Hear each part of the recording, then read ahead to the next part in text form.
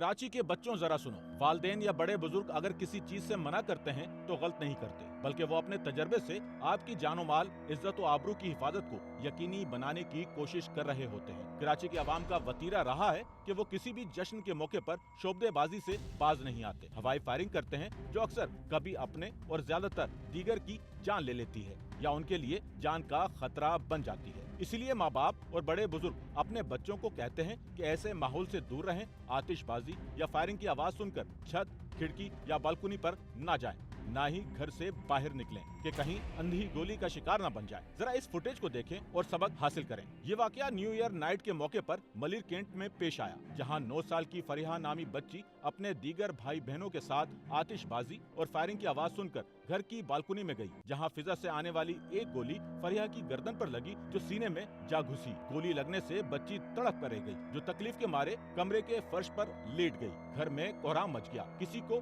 कोई खबर ना हुई कि क्या हुआ।